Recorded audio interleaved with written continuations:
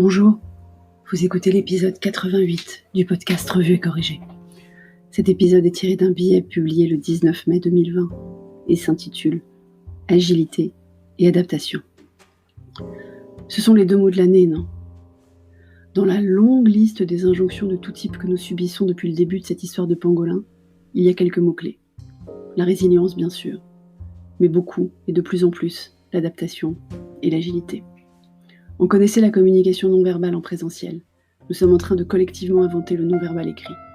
Techniquement, nous avons en fait déjà souvent utilisé l'expression « lire entre les lignes », même dans le cas d'une conversation orale. Elle n'a jamais été aussi pertinente qu'en ce moment, vous ne trouvez pas ? Il faut donc décoder, comme on l'avait fait avec la lettre de la directrice de l'école de Petit Dôme à l'épisode 3. On devient des champions du décodage depuis quelques semaines. Qui dit agilité, dit aller vite et sans tabou. Qui dit adaptation, dit changement. Aller vite et sans tabou, elle est bien bonne celle-là. La France est le pays qui a le code du travail le plus compliqué du monde. Enfin, je crois. Je connais pas tous les codes du travail de tous les pays du monde non plus, si je suis honnête.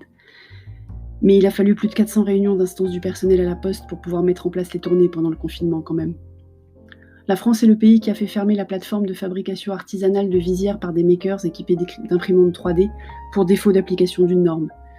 On a empêché des bénévoles de donner. Je ne pensais pas que c'était possible d'en arriver là. La France est le pays où la moindre réforme prend des décennies à cause de l'inertie au changement de tout un tas de parties prenantes de la société, et je mets tout le monde dans le même panier. C'est endémique en France, cet immobilisme. La France est un pays qui, à une époque, il y a bien longtemps, a fait tomber beaucoup de tabous, mais s'est enlisé ces dernières années dans une attitude assez conformiste. Il y a en fait beaucoup de tabous aujourd'hui.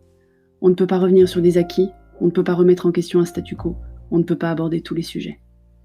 Changer donc. Le petit manuel de survie de ce monde en plein Covid met en exergue la nécessité de changer. Changer la gestion des files d'attente, changer les habitudes de salutation, changer la pratique de certains métiers. Je crois que le français déteste le mot changement.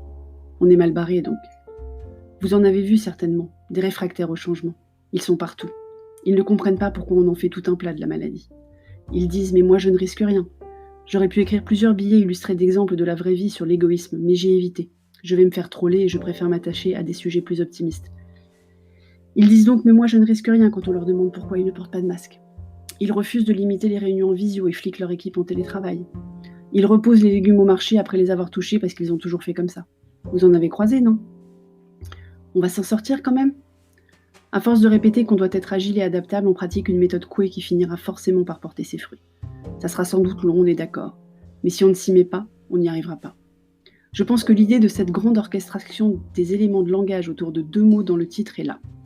Entamer une lente percée des sujets dans l'inconscient général. Lente et dans le bon sens.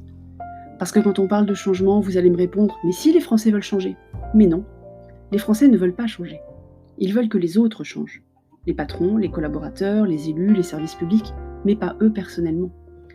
Cela relève de plusieurs biais cognitifs dont je vais vous éviter la liste et les explications, mais ça ne présage rien de bon sur les semaines qui viennent. Parce que chaque corporation, dans le plus mauvais sens du terme, est en train d'organiser une guerre des nerfs ou une guerre de tranchées pour tourner à son avantage la crise, et que à son avantage. On est tous plus malheureux que quelqu'un d'autre. Donc si on ne repart pas en confinement, on repart en mode gilet jaune, manif ou équivalent. On est bien capable d'inventer autre chose. Les gilets bleus ? Les blouses blanches ? L'été sera chaud. Merci de m'avoir écouté. Si vous écoutez sur Apple, merci de laisser des commentaires avec vos 5 étoiles et sur toutes les plateformes de balado-diffusion. Abonnez-vous et partagez. À bientôt.